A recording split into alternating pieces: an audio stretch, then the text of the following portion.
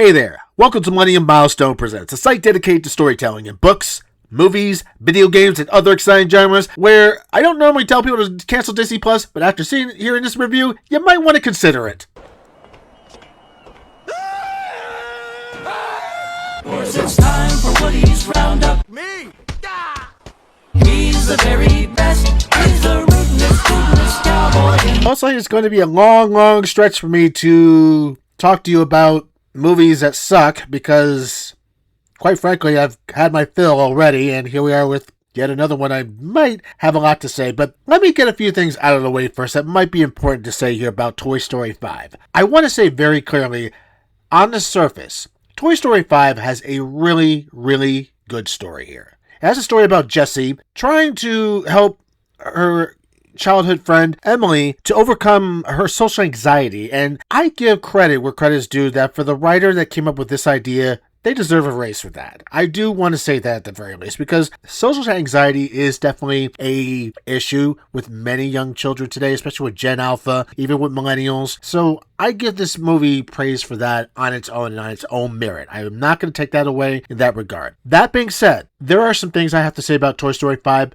and let's get into it right now. So as I already mentioned, Jessie is the central figure in this version of Toy Story. And again, I don't want to knock Jessie. Jessie is a good character. She was featured in Toy Story 2 and 3 and onward, and has always been a part of the franchise. So that in itself is not a problem. However, there is a clear indication here that the entire franchise is trying to shift in a way that may not be pleasing to many old fans of Toy Story. Because Toy Story started with Woody and Buzz. Those are the two main characters of the story, and they had great stories that we could, that children could definitely appreciate about the franchise. Now, again, on the surface, Jessie being the primary character for this story wouldn't seem like a bad thing. But I need to mention that this is the same Disney company that has been going after a very specific agenda. Let me remind you.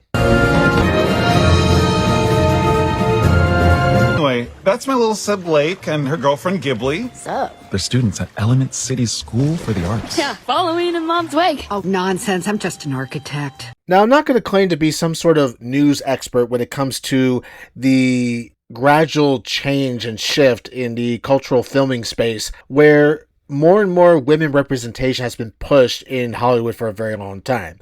The picture you see right in front of you is that of Gina Davis, who advocated for this decades earlier. And I'm going to link in the description someone who actually has done a huge dive into how Gina Davis brought this to the forefront and why this matters in the case of this video that I'm doing right now. That's going to be Nobody Has Spoken. He has a channel that really does a deep dive into this subject, and I'll link the description to that video so you can get a very better understanding of why I'm pushing for this whole issue in the first place. Now, if you notice from the examples I've shown, those were animated Pixar films from previous years that didn't go well with a lot of general audiences, mostly because they were pushing agendas that clearly were not suitable for children. These are not subjects that need to be discussed in that space, for children especially. Now, I know Toy Story 5 doesn't necessarily touch on those type of similar themes, but there's a different egregious problem there that needs to be addressed even more so. And that's the fact that it is the diminishing of male roles in these type of films. And again, I know there are Disney films, let alone Pixar films, that have female-centric characters that are suitable for children, such as, off the top of my head, I could say Beauty and the Beast was a female-centric film. But you didn't diminish the importance of a character like the Beast that was in that movie. You also had Aladdin. Although he was the centric character, Jasmine was just important, but neither role was diminished for the sake of the other in that movie, and I would argue. The Lion King, again, male character-centric, but Nala was just as important as that of Simba in the film. Now, I'm also aware that there are even more popular films like that of Frozen and Rapunzel, or even Brave. But again, if you think about those films, the male characters that are presented in those films, how much of a role did they play in their stories? Were there any romances involved? Were there any parts where the male knew something that would be helpful to the female-centric character in their quest to succeed at whatever problem they were having in their story? If you notice, most of the times, a lot of these stories tend to be girls get it done and don't need the boys. My girl. It's my girl power. What the hell is even that? What that is what Hollywood is driving these days. A girl-centric stories that diminish family values. In other words, it kind of tends to push towards not respecting what the family nucleus really is. Now, it's interesting I say that, considering at least in the case of Emily, the childhood friend of Jessie, has a mom and dad in this, but there, even with that, there are subtle hints towards other behaviors that they try to sneak in there that you wouldn't even notice if you weren't watching the movie carefully. For instance, when Woody arrives to help Jessie with trying to help Jessie with her problem, oddly enough, I should say that, they highlight that he has a bald head, that he's old and everything. Now, again, this is a toy. And yes, you could kind of make fun of old age and all that and say they're old, but why is this constantly being pushed, this your old antiquity thing? Like, why is it even necessary? Other than, you already have that established with the lily pad and Jessie as being two things separate from different eras of time.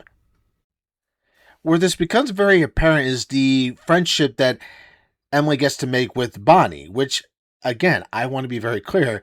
Kudos to Disney for putting up a theme that's very relevant today with making true and meaningful connections with people other than with your electronic devices. I give credit for that. And that's what I still think really saves this entire story of Toy Story 5.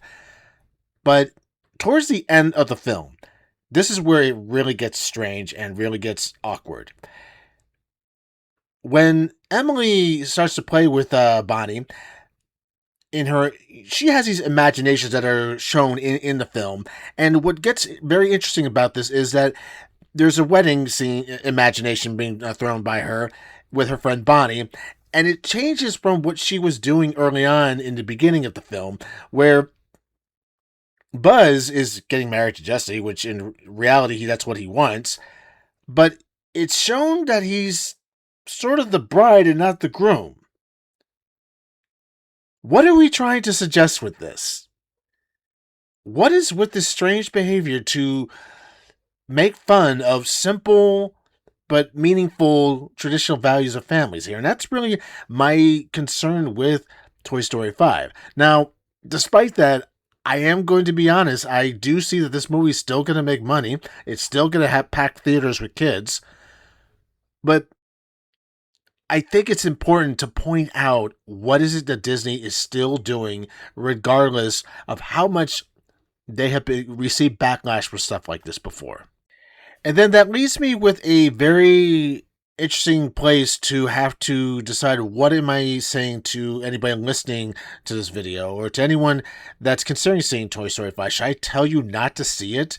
To boycott Disney? I mean, that's what a lot of content creators are doing. I'm asking you to just think about what is it that you want your dollar spent on. Do you want it spent on products that belittle your values? That's something that I really think is important to emphasize here. Because Toy Story 5, even though on the surface, I will emphasize again, has a great story premise. I will constantly keep repeating that. It does have a good story premise. So when you go see it, you will appreciate the main theme of this story. But again, can you overlook the other subtle stuff that's thrown in here where Buzz or Woody are made fun of because they're boys, or that marriage is a joke, or anything that's related to traditional family values, to the nuclear family? Those are things to think about, and that's all I'm asking you to consider. And maybe in the comments, you guys can help me to see maybe a different viewpoint. I haven't considered considering Toy Story 5, because at the end of it, I am willing to say that Toy Story 5 is a decent movie. It deserves a decent rating at the very least. But it does have that caveat, that stink, that Disney does not respect family values. And that's something that really bothers me more than anything else, that I feel needs to be brought out no matter what. And again, I would love to hear what many of you think about that and what you saw, if you have seen the film or if you're considering seeing it, but what you've heard. And that's all I really wanted to say about this film for the most part. So like I always say, like, share, subscribe, and oh, one other thing, please keep this in mind. There's going to be a shameless plug right about now.